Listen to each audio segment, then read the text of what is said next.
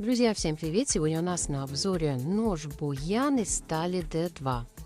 Твердость данной стали составляет порядка 57-59 единиц по руколу.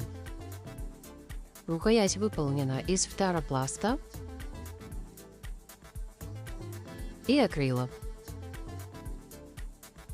Также на ноже имеется клипса. Рез достаточно легкий и скользящий.